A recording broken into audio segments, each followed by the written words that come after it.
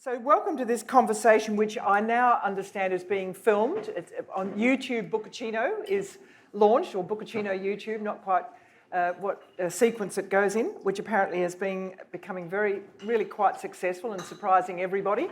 So it's lovely to have you with us for a conversation which I'm going to look forward to, and I hope you do too. We'll probably speak for I'll do a Q&A for about 40 minutes or so, and then we'll throw it open to questions, and then John will also happily sign some books, which you will of course buy, and we'll all go away feeling very happy. Now, this is a book of his, as you can see. I have read it, The Shortest History of Democracy, that sets out to stir a sense of wonder about democracy, and so he nails his flag to the mast very, very definitely about that. And he alerted me during it to a wonderful poem that I didn't know, Walt Whitman poem, Election Day, November 1884, which I think just gives you a little bit of a sense of the soaring quality that John wishes to speak to, as well as when it fails. So this is Walt Whitman.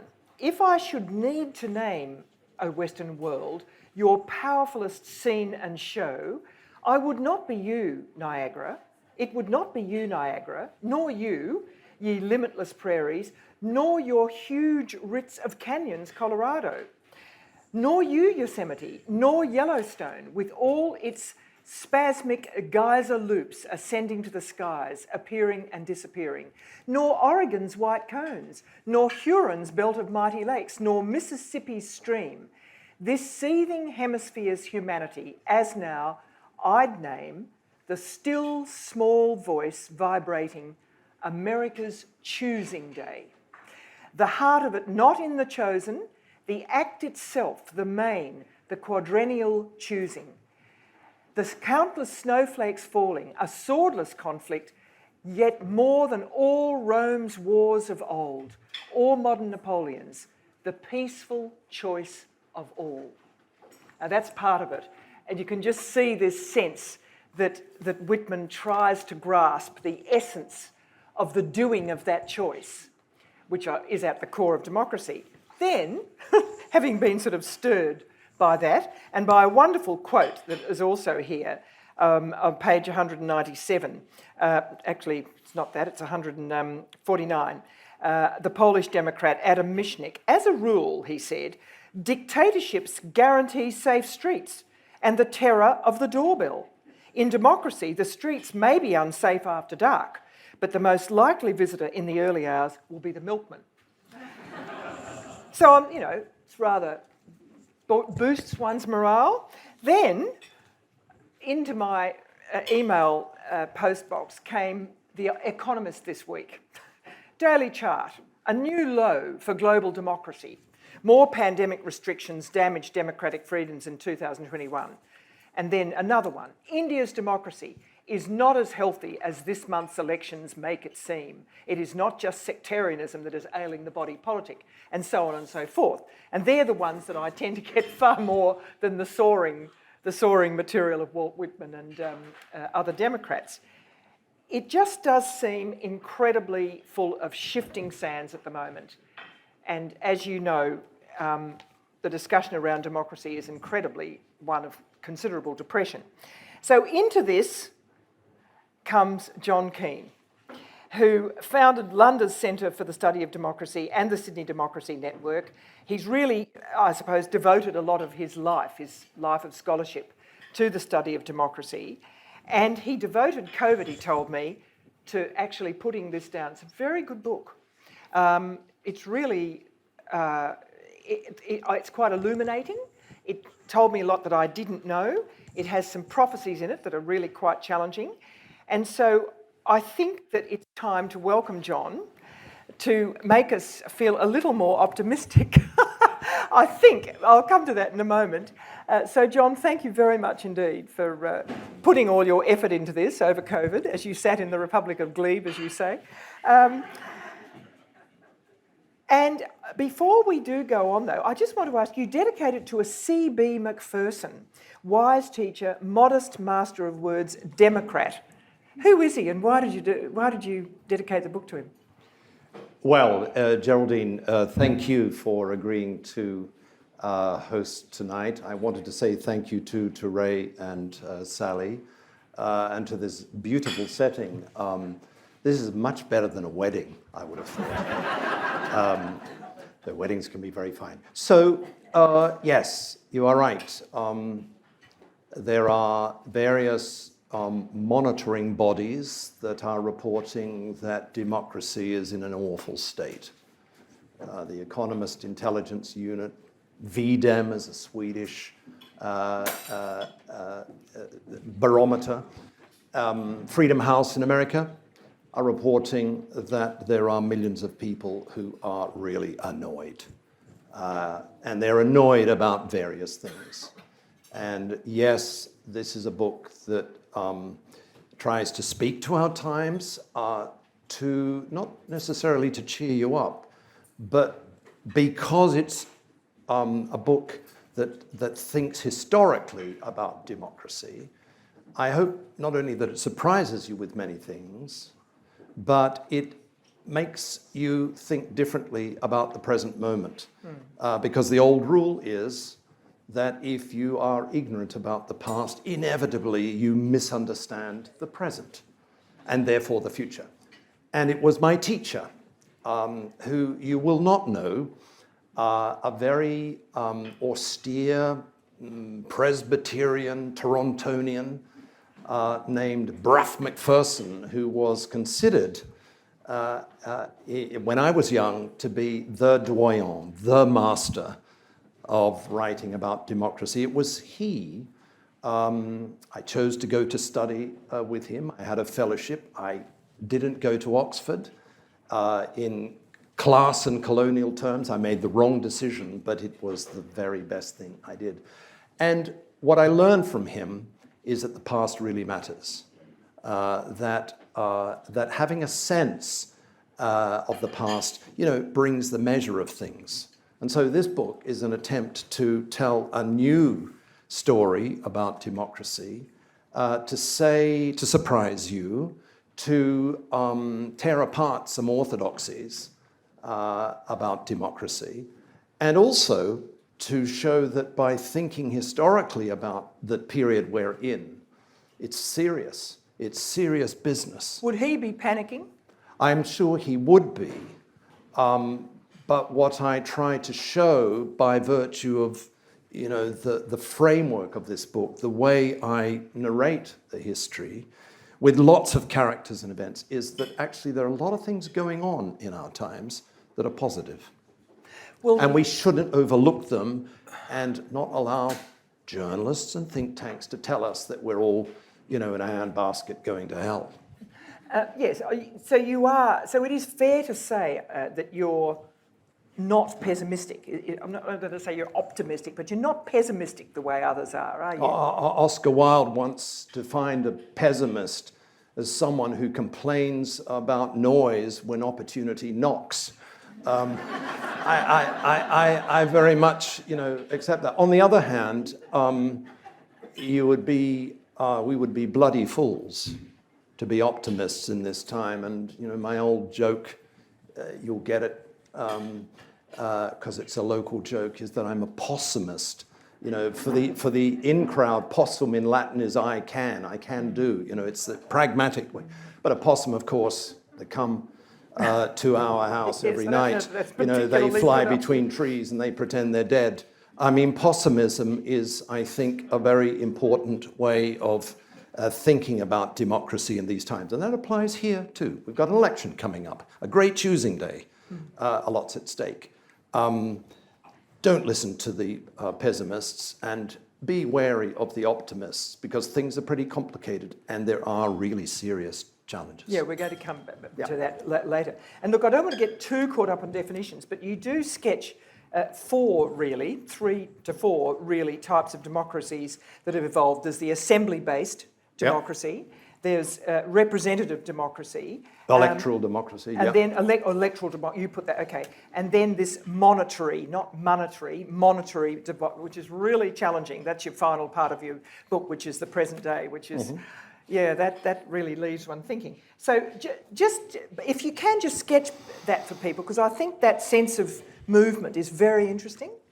Okay, so from the beginning, and the beginning is before Athens, before the classical Greek world, I show with the help of the best archaeological work of the last generation, assemblies were born in what is today Iran, Iraq, Syria. They were born of the East. It's not a Greek Western invention. From that time until today, democracy has had, as it's gone global, into many languages and contexts where it never existed before, it has a common understanding, a common meaning. What is it? Well, the root of the word comes from people, the demos.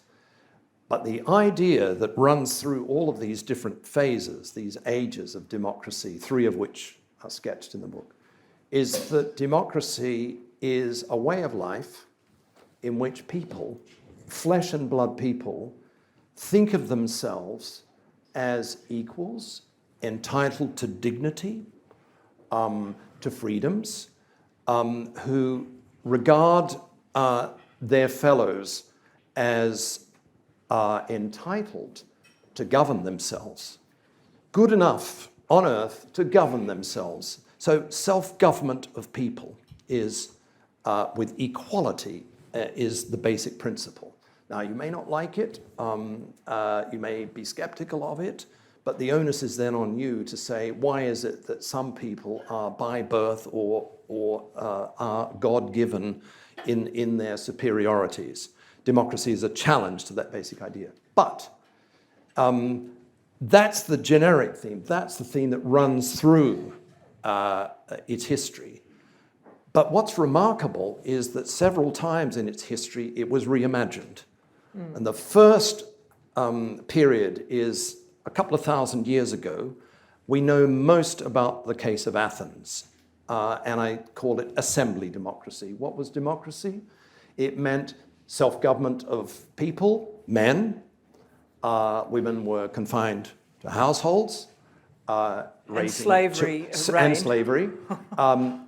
Democracy was self-government of people in an assembly of this kind, where they argued about taxes and war and peace, and where they voted with a show of hands or put stones in a pot, where they thought of themselves as commonly owning the means of decision-making about how they would live on Earth.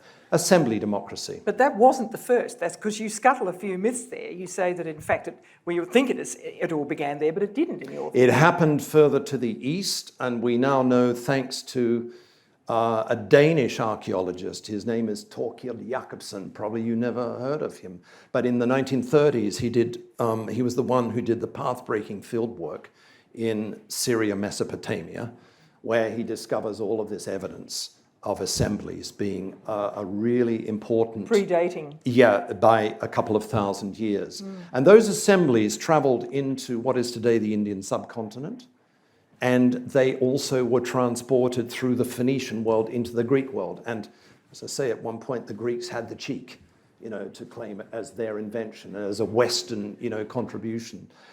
I'm not getting at the West, but the truth of that we now have, the evidence is that it is an Eastern invention. We know most about the case of Athens.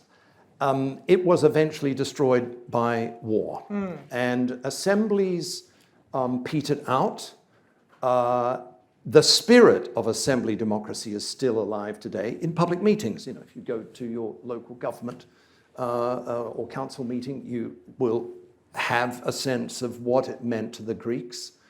And there are lots of intellectuals and journalists and activists who are calling for a return to what they call deliberative, or what I call assembly democracy. I think it's a good thing, but it can't be the whole story. So how was the transition to electoral? Well, then there's a big jump, and I take a few pages to tell the story of the reimagining of democracy that in the last years of the 18th century comes to be called representative or electoral democracy. What's the difference?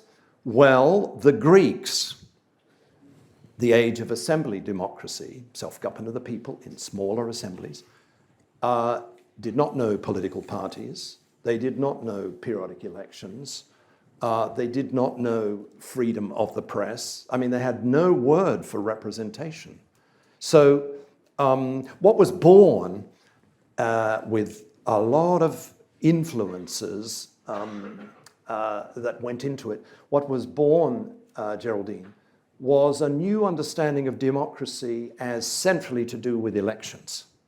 That democracy is self-government of a people who live in a territory, usually a state, big state, like the United States, and periodically they elect representatives who are from different factions or parties, and they sit in a parliament and they form a government that then governs. So democracy comes to mean self-government of the people through their representatives. That's something that was a leap of imagination. It was a revolution in the way that democracy was thought about. That understanding of democracy is what Walt Whitman wrote about. The Great Choosing Day, bigger and better than Niagara Falls. I don't know whether ours in May is going to be anything like that, but he captures well how elections in the age of electoral democracy are they're moments where we all dangle on 10,000 strings. We don't know who's going to govern, and that period of electoral democracy, roughly from 1100 CE through to 1938 or 9, that period sees the birth of lots of institutions that never existed before in the history of democracy. Like civil society, for instance. Yes, and like freedom of the press, free printing houses, political parties, parliaments. The first was born in Spain. Don't listen to Boris Johnson, who tells you that it all happened first in Westminster. It's not true. He specializes in saying things that are not true. And it all came crashing to the ground in the 1920s and 30s, when after World War I, most electoral democracies, experiments with electoral democracy, Czechoslovakia, Poland, for instance, failed, and they were defeated by war, the rise of Mussolini and Hitler, an economic crisis finished them off. There were 11 electoral democracies left on the face of the earth in 1941. And so the future of democracy began again to be discussed. Just a couple, because you sort of psychoanalyze it in some ways. Let's. The whole book is a kind of psychoanalysis of democracy. It's on the couch. It is. And you sort of say it's malleable, and that's a very it's good to be reminded that it offers temporary leadership, so that which is another interesting thing to think about, and that it fundamentally offers what I really got out of it, which I don't know, I hadn't sort of thought about it like this, that the question of differences is very important. So it's not actually a search for consensus so much as it fundamentally exemplifies the recognition of difference, and that then is settled without war, without warfare. So it's a forum for peace, one of the things you say, and that there's a search for compromise, but consensus is a bit different. I found that a very interesting idea.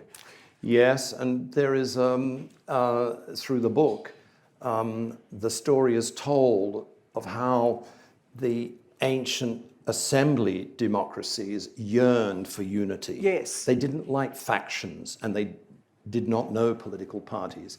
The idea is that the people are capable of speaking with one voice. That's the norm. And there is great fear of division and of demagogues.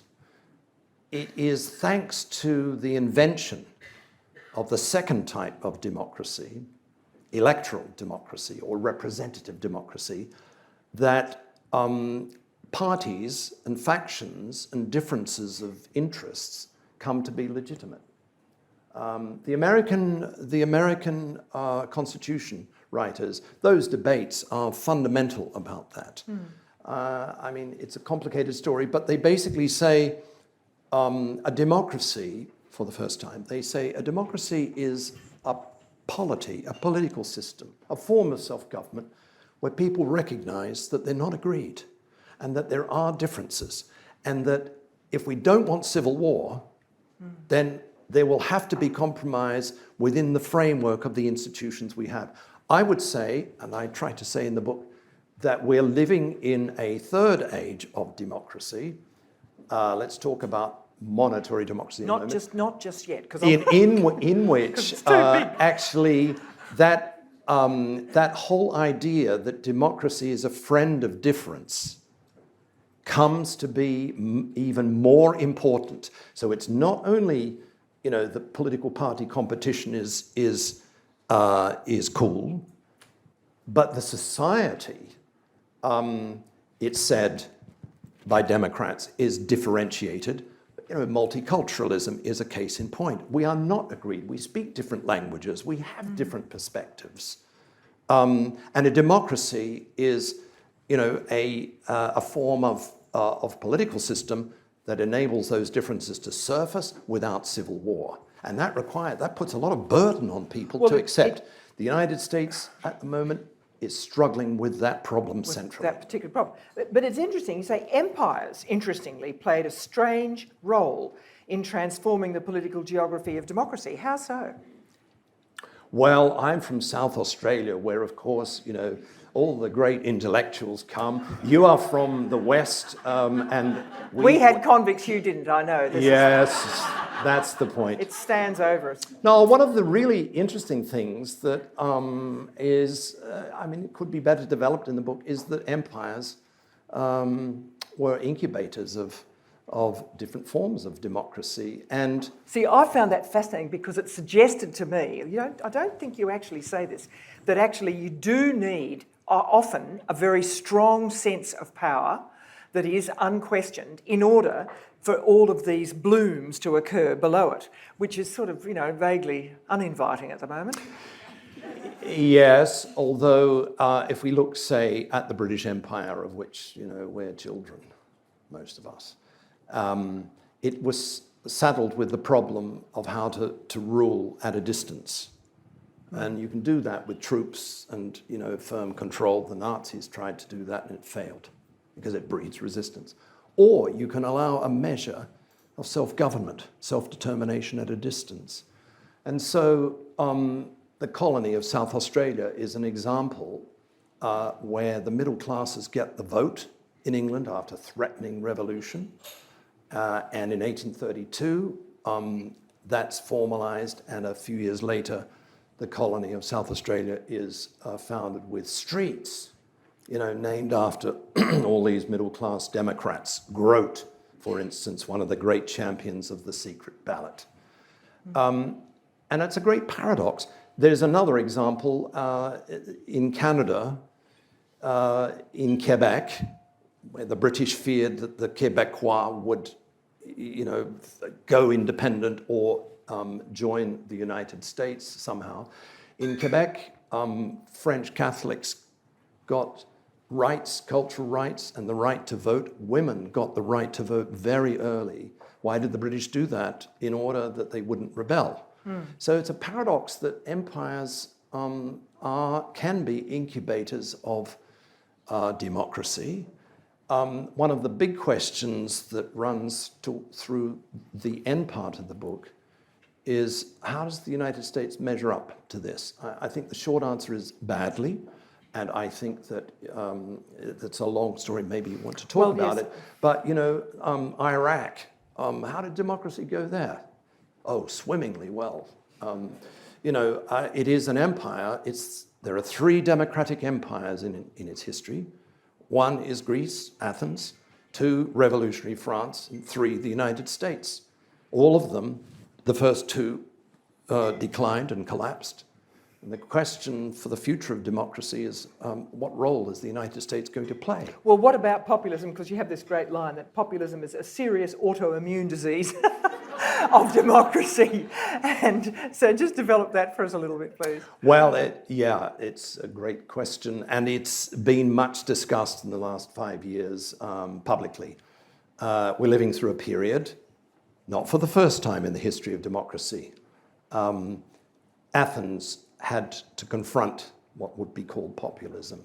It happened repeatedly in the age of electoral democracy, and in our times it's happening again. What's a populist? What is populism? It's a movement and a party usually led by a demagogue, usually male, who attracts the disaffected and says it's all shit. The establishment is against you. In the name of the people, we have to change things. So they often have, fine hair. Johnson and Trump and Bolsonaro and Duterte and, growing numbers of them. And what I try to say in the book, Geraldine, is that this has everything to do with democracy.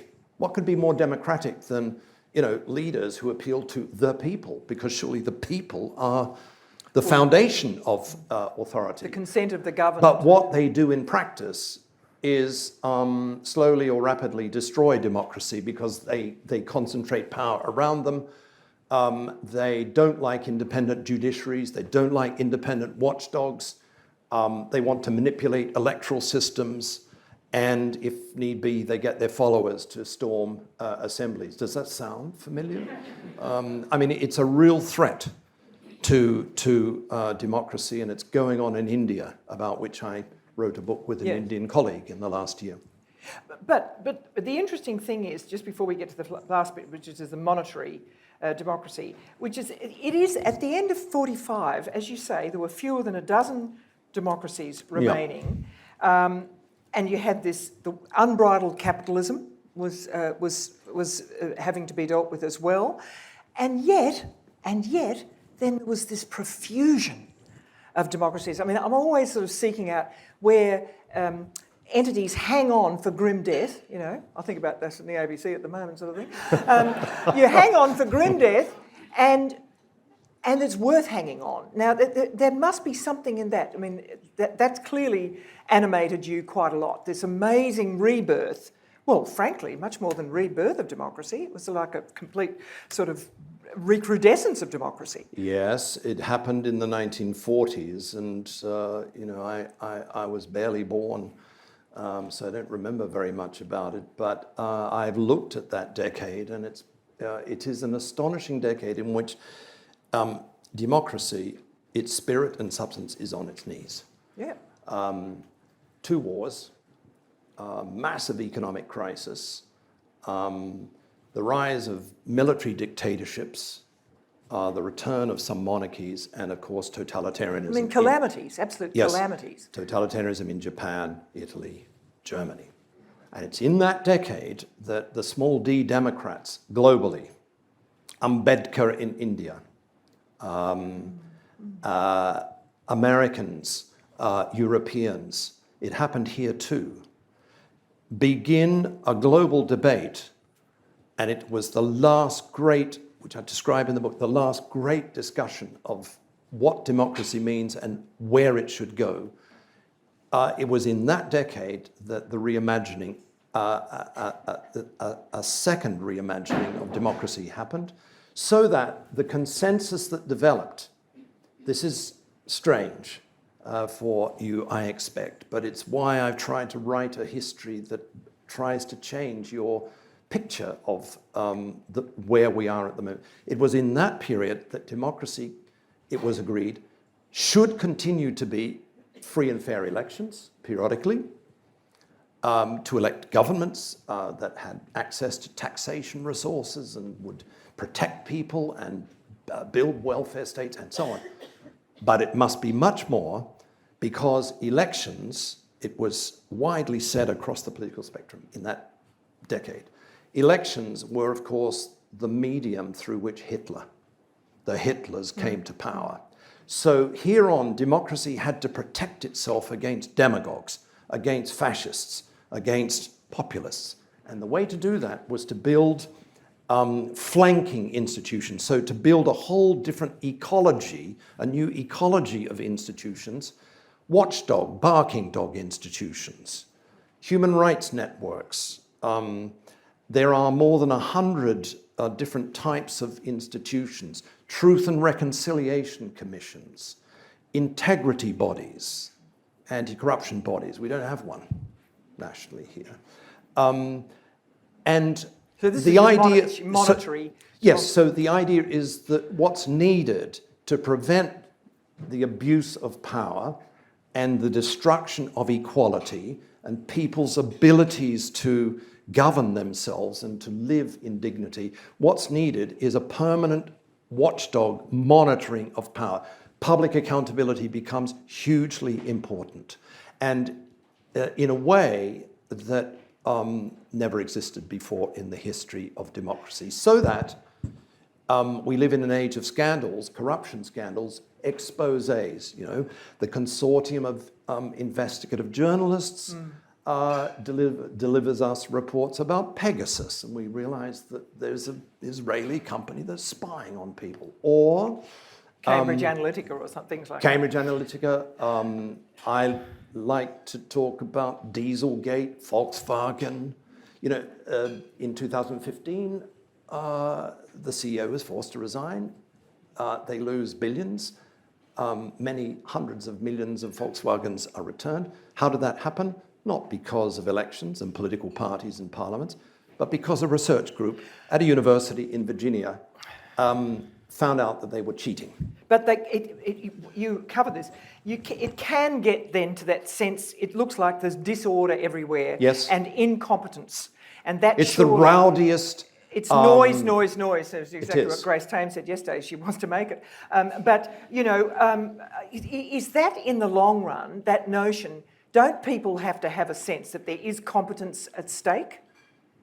Yes, but there's a difference between having leaders, say, of Amnesty or a political party or a CEO of a company.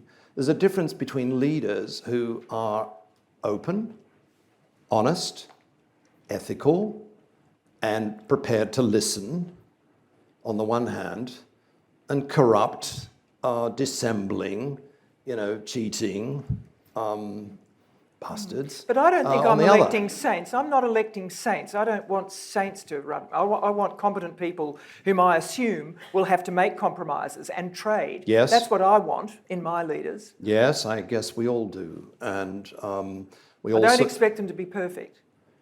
No, democracy is against perfection. You know, towards the end of the book, I get down to the basic question of what's so good about it. And you'll be disappointed to learn that most of the history of reasons given for it don't work anymore.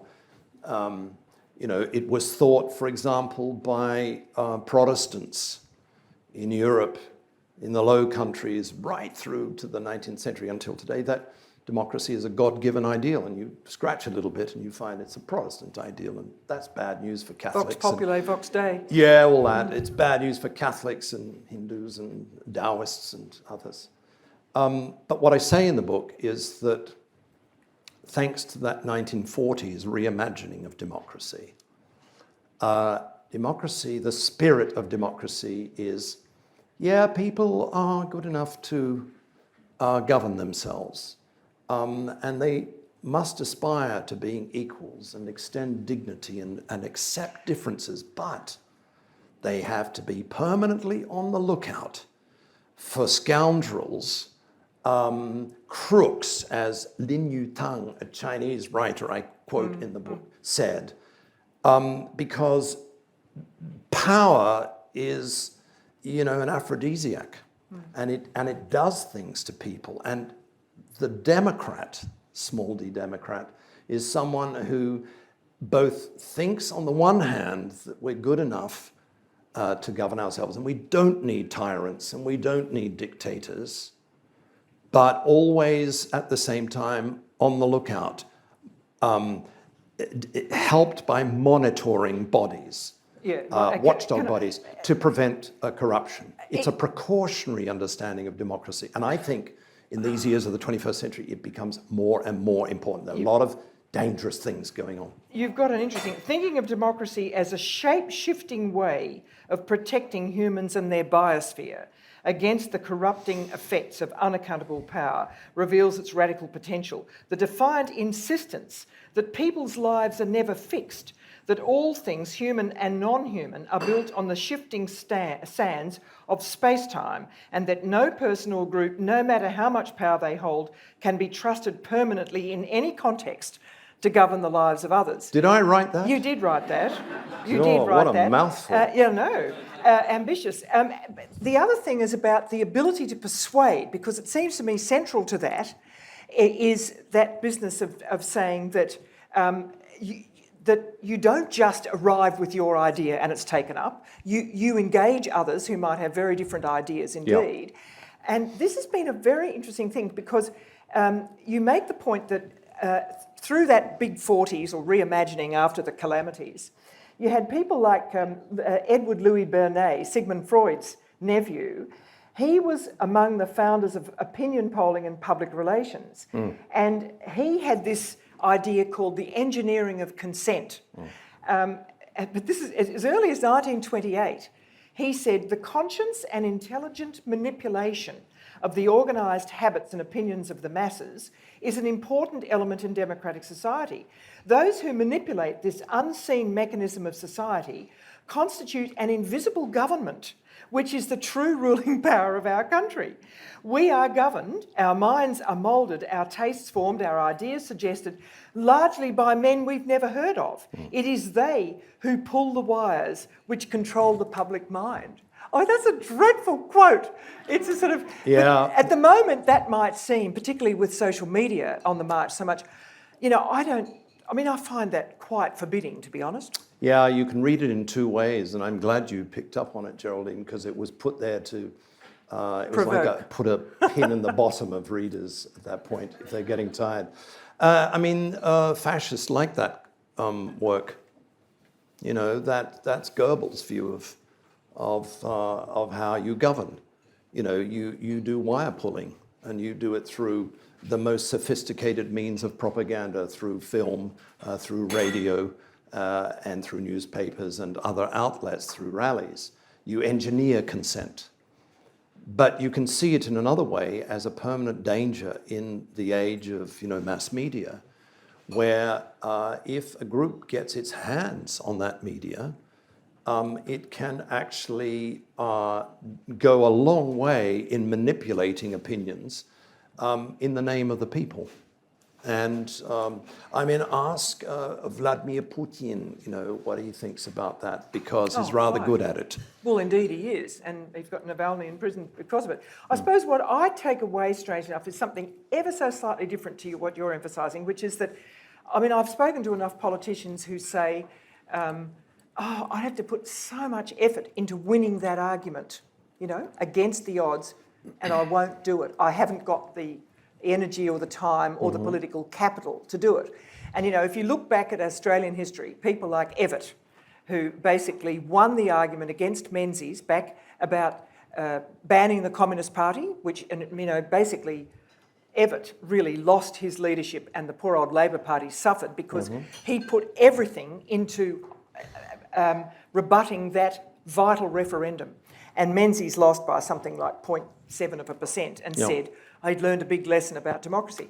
So, to take these things on and to fundamentally win big arguments in the modern society when there's so much going on, a lot of them just won't do it.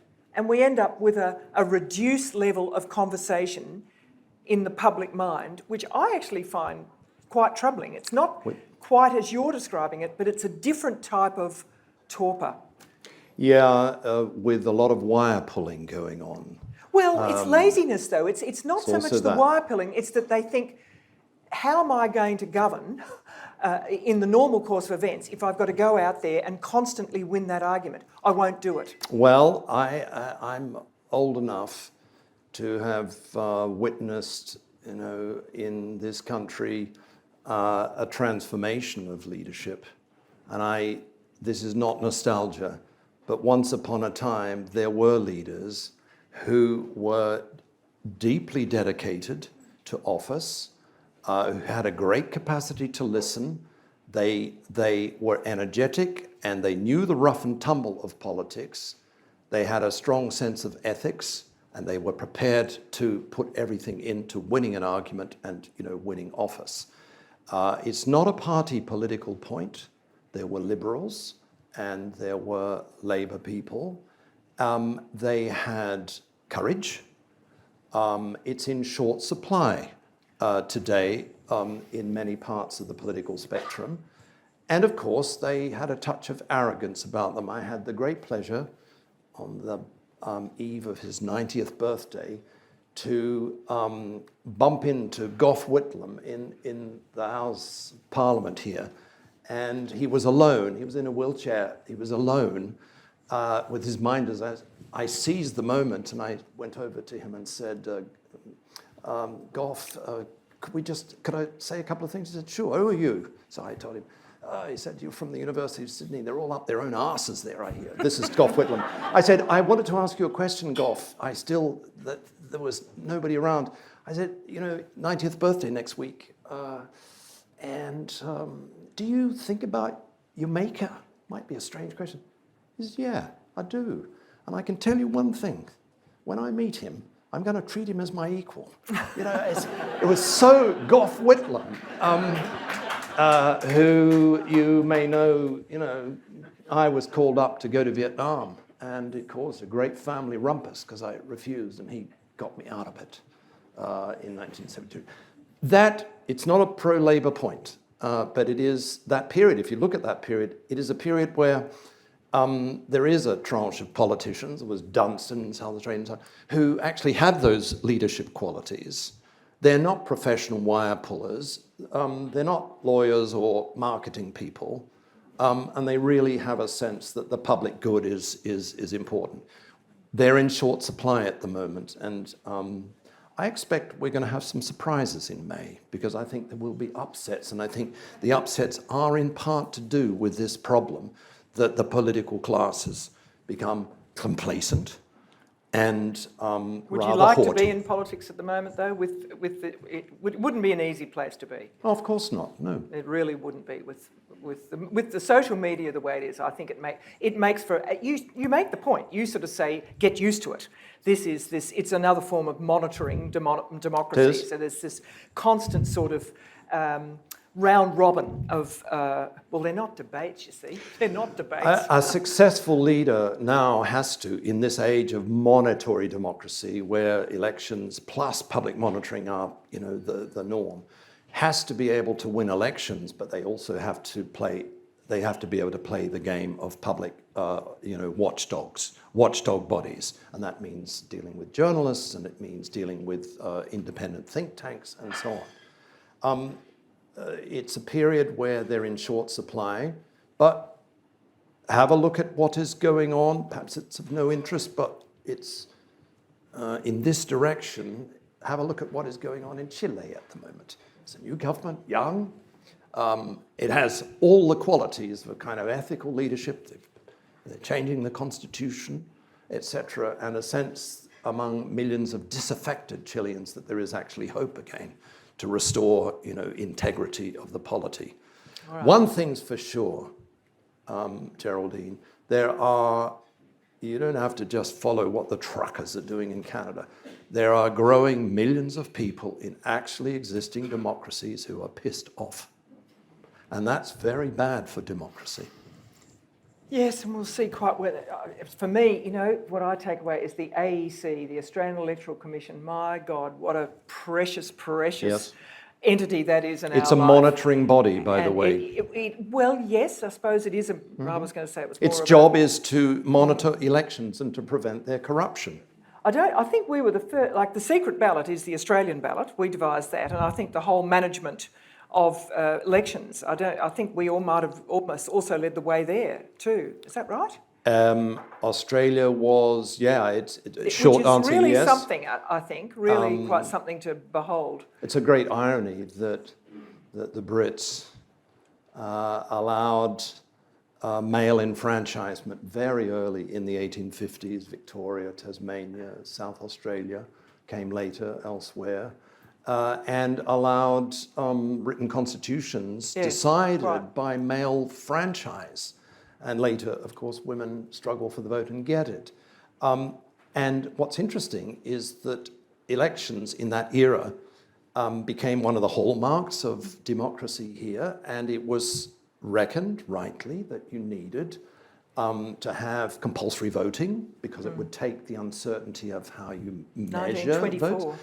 Yes, and you have an election commission which is uncorrupted. One of the interesting paradoxes in the book to think about is that the age of monitory democracy is one in which there are a lot of unelected bodies that do good for democracy. Can you imagine an election commission that was elected? What a show that would be. It's a paradox that self-government of people requires, functionally, bodies that are uncorrupted, that are public-spirited, and are dedicated to, barking at leaders or parties or groups that corrupt the public spirit. Yes, there's a great line, then I'll ask for questions, that you've got Nietzsche in his typical way talked about as a pretentious little value democracy. There's this peddled by second-rate shopkeepers with second-rate minds, which, Here we are. Yeah, that's right, here we are. All right, well, look, I think I might throw it open to questions now. If you'd like to come to the mics, Mike, and ask your questions so that we can record it beautifully, please.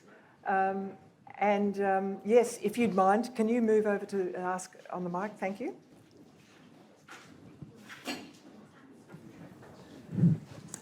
Hi. Can you hear? Is this good? So I'm asking a particular question, and it's about Myanmar. So I know. So do you have any insight on it? Right now, they are trying to form a democracy with the national unity government, and it's important for them to federalize the ethnic groups. And hopefully, Min Aung Hlaing, his coup will fail, hopefully. And do you see, and they are trying hard, 50 million people, the civil disobedient movement, they're trying hard to form a democracy. And in that, I see positivity in democracy. But what is your take on Myanmar becoming a democracy? It's so important, its location between India and China. Okay. It's very important geographically. Sure. I'm going to make myself really unpopular here and be very disloyal and unpatriotic. I think that there is a handful of reforms, institutional reforms that are badly needed in our democracy. Ours? Ours. And I'm going to get to Myanmar in a second, just in a second. We don't have a national anti-corruption commission. We have no national representative body for our indigenous peoples. It's a scandal. We do not grant the vote to permanent residents. Why not? They pay their taxes, they stay, they love the country. There are several million of them. We are living through a period of, I would say, decline and kind of elbowing out of the way of public service institutions. The ABC is So how does this relate to me? And I think we're living in a period where ignorance and willful silence about our region and the spirit and substance of democracy and its fate, ignorance and silence about it is astonishing. I'm sorry to say, but Canberra at the moment says nothing about Myanmar. And what I understand, you know the struggle that is going on. It's a harsh, brutal military dictatorship that is also a big business. It's not just, a professional army. And it will not easily give up power, and it has produced a major uprising with Aung San Suu Kyi and so on, who's now to be put away for the rest of her life. And yet, 2/3, it's estimated, of cities are under the control of the democratic opposition. And they are convinced that this country cannot continue being ruled, by a rod of iron, by guns and tanks, and that there will have to be a devolution of power because of the ethnic groups and so on. And yet our government says nothing. I think that's scandalous, and it is part of the I would say, corrupt complacency. I'm sounding harsh deliberately because I'm annoyed. The corrupt complacency of the sort of prevailing spirit at the national level businesses about saying democracy. things, businesses withdrawing from Myanmar. It's very interesting, actually, what business, and not just Australian business, big business is actually taking the lead and saying it's got to pull back, which is fascinating development. The region is our future. All right. Why Yes. is it we're silent about? Next question, please. Hello, thanks for that. My name is Flavia, and I wanted to ask you what your opinion is about reparation in democracy. So you mentioned that empires generate democracies, and then you pointed out that the US hasn't been very good about that. So I'm thinking about South America, how the empire actually generated dictatorships. And then you mentioned Chile, how Chile has a good opportunity now. It had a good opportunity with Allende, and of course Pinochet and the empire generated a democracy through Pinochet and neoliberalism. So what about repairing all these years that Chile lost, Brazil lost, and other countries in South America? Shouldn't this be part of democracy? I think absolutely, and I think it's a wonderful point that is also relevant here locally. So in the story that I tell about this third phase of democracy, it's not such good poetry to call it monitory democracy. It comes from the Latin. Monere is to watch, to scrutinize, to recommend. It's a form of democracy in which there's lots of watching and recommending from non-party political bodies. One of the things you see when you, I hope, read this book, when you think historically, is that you see novelties. And one of them is, it never happened before in the history of democracy, but it is of our generation, that forums, tribunals, were established famously in South Africa in the Truth and Reconciliation Commission, but it's originally a Central American invention, where the idea is that parties don't govern this, parliaments don't, states don't, but a public forum has to be set up where citizens who have been wronged, raped, who have lost loved ones, are enabled to come together through a period of time, usually without arrests being made and being dragged away to prison, where a kind of outpouring takes place, where a coming to terms. You mean like a reparation? With the past, reparations, and potentially an emotional reparations, but maybe financial and property reparations and so on. That's a very important innovation, democratic innovation, and I don't see it as somehow out there and democracy is here. I think it's a very important part of this historical shift of democracy that's taken place. We had a local version called the Uluru Statement, and it was just snubbed. It's not finished, however. It's not finished, no. Okay, thank you. It's a very good question. Gentleman behind. Hi, my name's Kaz, and I was just bringing it closer to home. So, in an age where, I think there's a bit of fatigue about thinking about popularity over principle, and you mentioned nostalgia before, clearly politicians, there's a desire for everyone that politicians represent the best of us.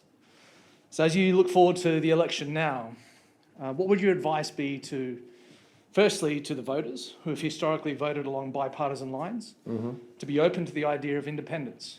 And what would your advice be to the independents who are running to say, how do you sway these voters to do the right thing? It's our chance to get party political here, Geraldine. Yeah, well, I won't.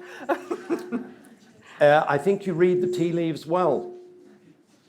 And, it's the opinion polling agencies give us a very mixed picture. I think they're probably inaccurate because there is not only disgruntlement in various parts of the country about the state of party politics and parliaments and these complacent corruption. Bethany Higgins is not invited to the apology which she triggered, and then because there's a storm, she has to come. I also think that COVID-19, we don't know what the long-term consequences will be. Some trends are clear. The rate of the number of people living precariously in Australia is increasing. That's one of the effects. So when you put this together, there is a lot of what the French call ressentiment. So ressentiment is when there's some envy of those up there, but you're actually annoyed. And you take your revenge when you go into the ballot box, into the booth. And I suspect that we're going to see more than a few upsets. And I would say that independence, having more independence at all levels of parliament is important. And it's actually a return to how it was around the time of federation. The party systems didn't have a full grip on political life. Independence and fluidity based upon ethics and, in interests were the norm.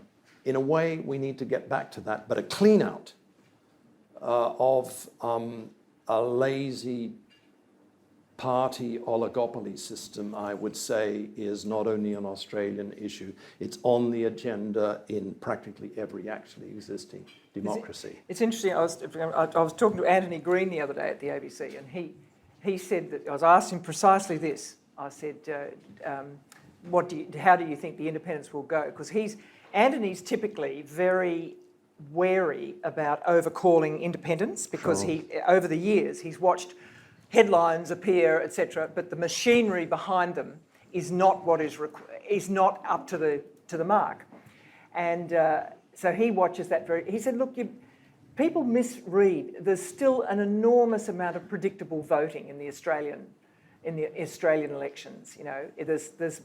There's much less movement than people imagine, actually. And there's huge sense of excitement about movement that.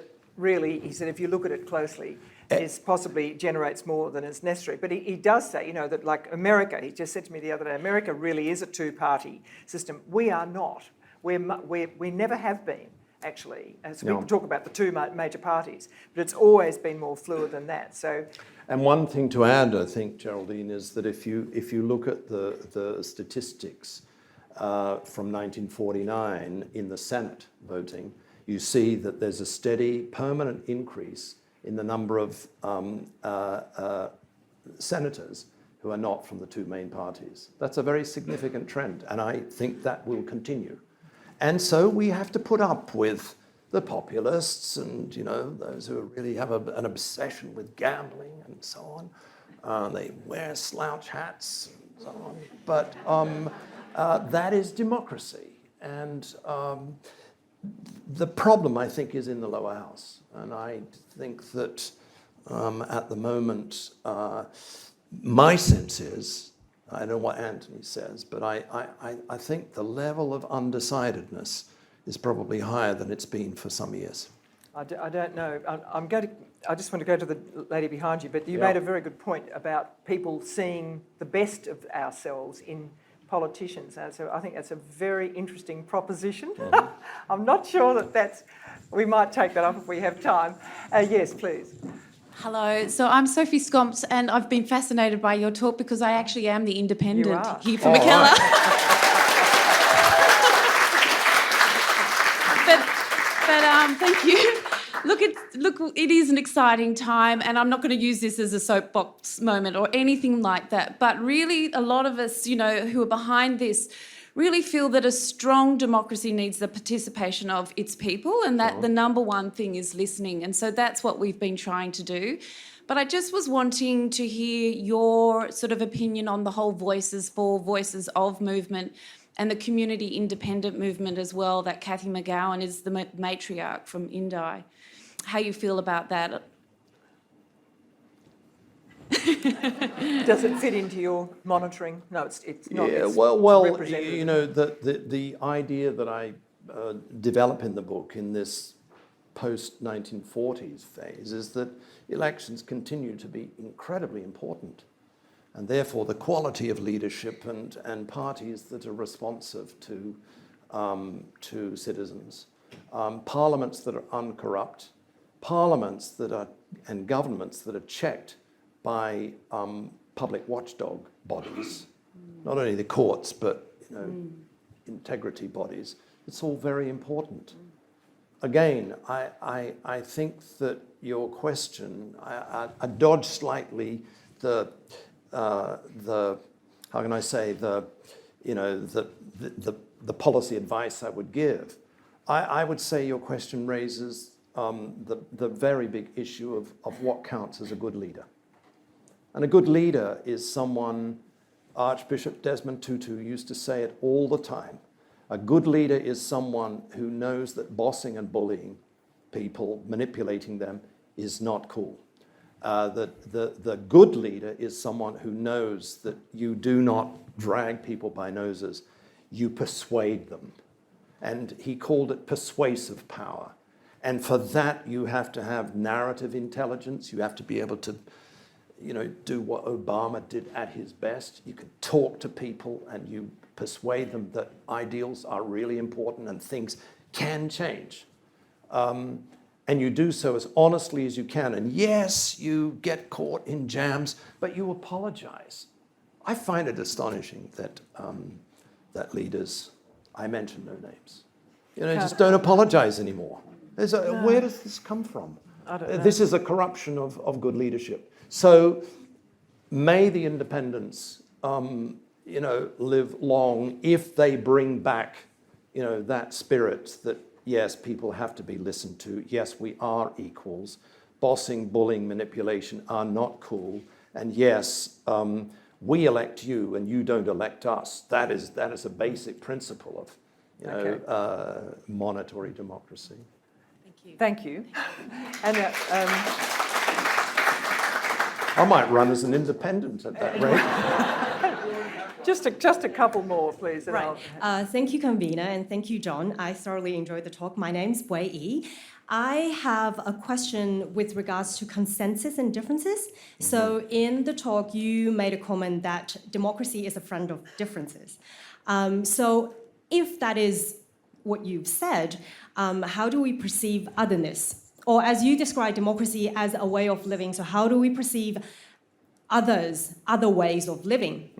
Should democracy be perceived as most mainstream democratic media would depict as invasive and threat, or should we include them in a more democratic dialogue? Thank you. Thank you very much, Wei. I think that the end part, the third part of the book, tries to say quite a lot about that issue. And it does so in a variety of ways. One of the conceits of intellectuals in particular is that American-style liberal democracy is the global norm. It isn't. And one of the things I say in the book, I look at Senegal, for example, or India, is that these places, when the language and spirit of democracy went global after 1945, these places did something to democracy. They indigenized it. They changed its meaning.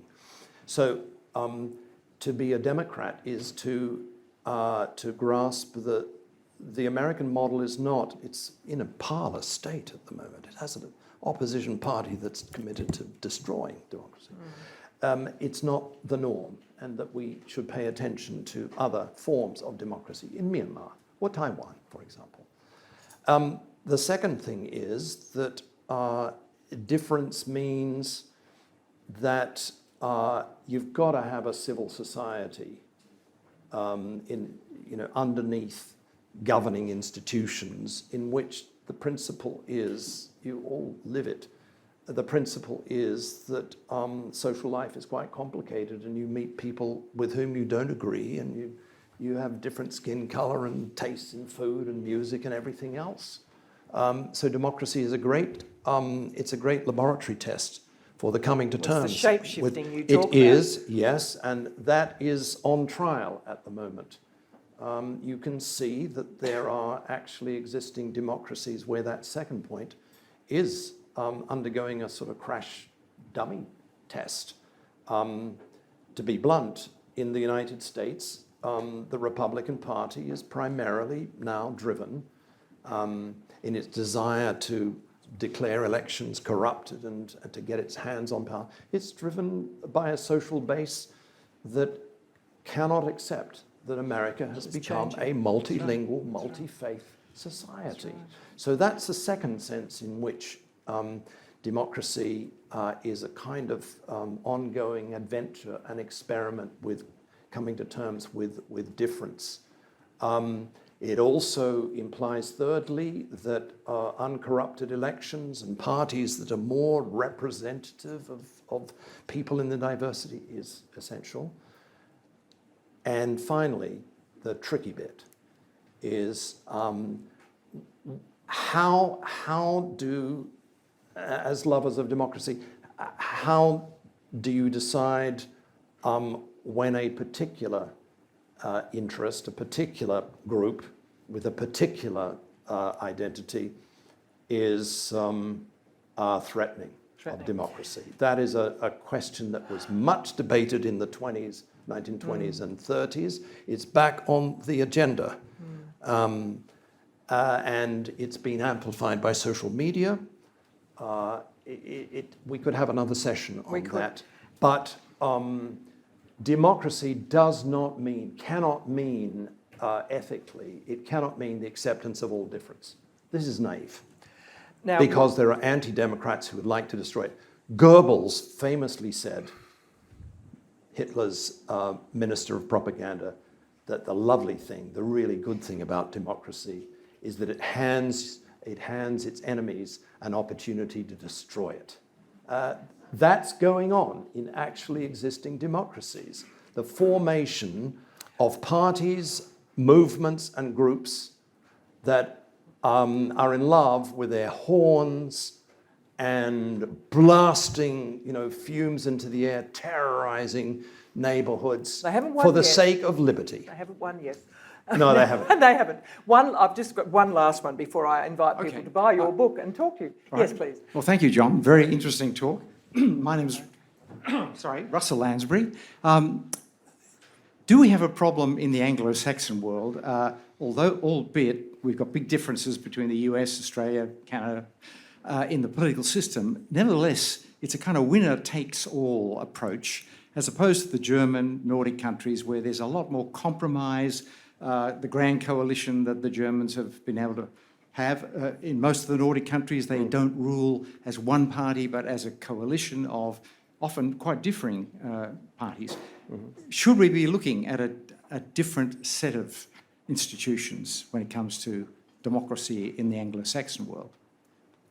Yeah, I see that. It's short answer is yes, but think about the history of democracy. So, put in plain English, my prediction would be that we are entering a period where the question of inner party and inter-party compromises are going to grow in importance.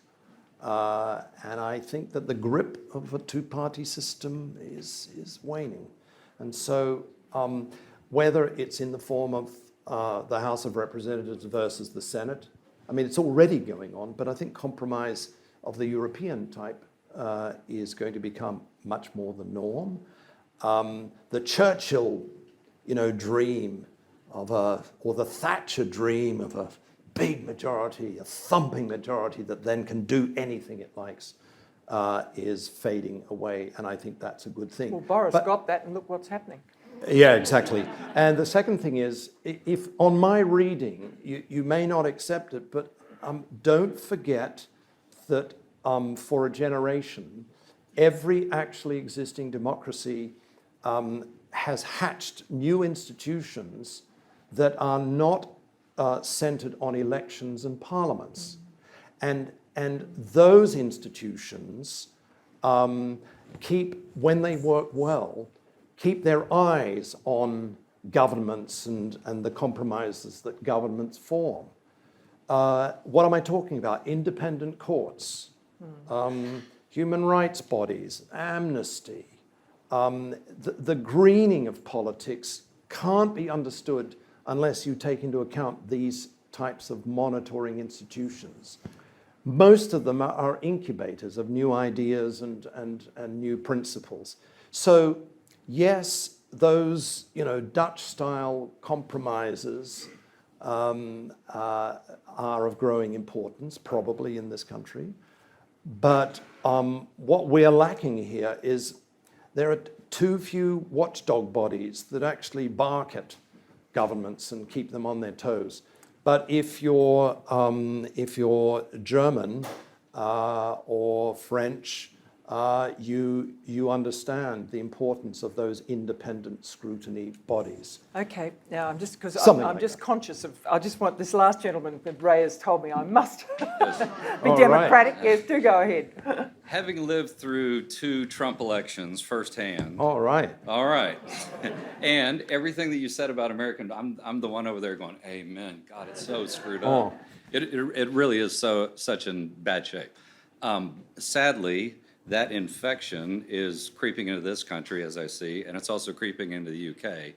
And I'm wondering, when the political parties have become so tribalistic and are so far apart, and they both retreated into their corner, and if the other one came up with a cure for cancer, they would poo-poo all over it just because they came up with it. What does history tell us about where it goes from there? Well, it is a great question with very significant implications. I don't have a crystal ball. I don't know how yours is, Geraldine, but I do think that it's worth adding the word populism to what you've said, because the polarization that's taking place is centrally to do in Europe, in North America. Latin America has known it for a long time, and it's happening here to some extent. That polarization is driven by parties that attract angry, hopeful citizens who think of themselves as the people and who want strong leadership, and they want an end to all this nonsense and party politicking and so on. And they want to make their countries great again, or keep their countries great again, which is not quite the same thing.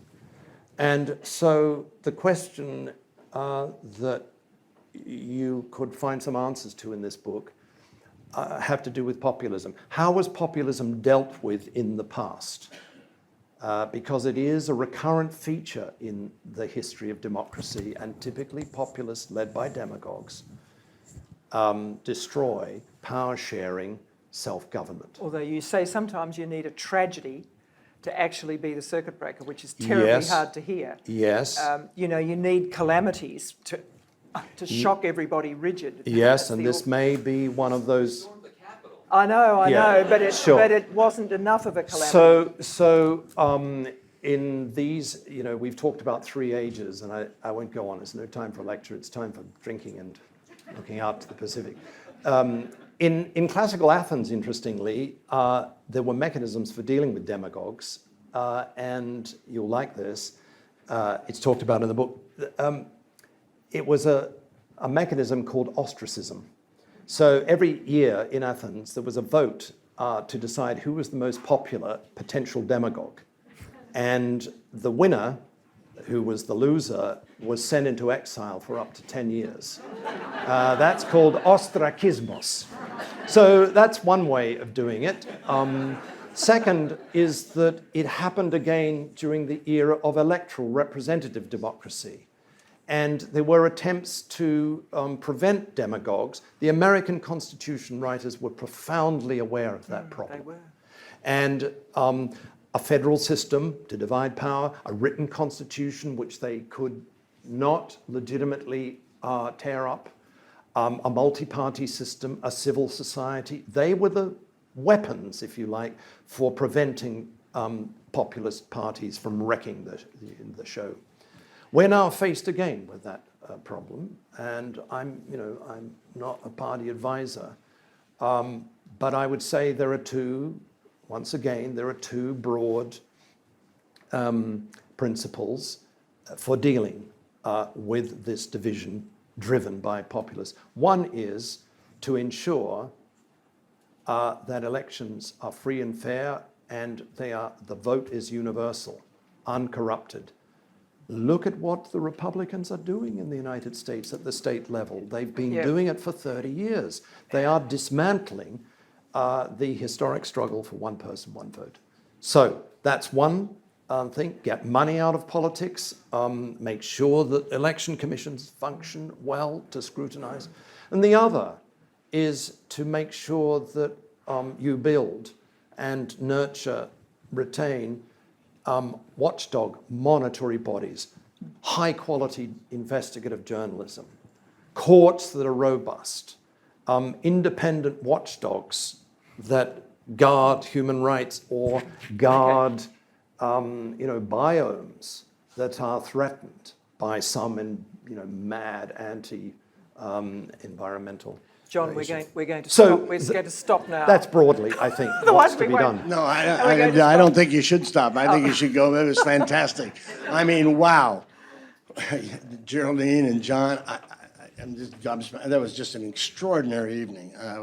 Your talk, and I think I may buy a ticket and send you to the United States and get you to talk to people there.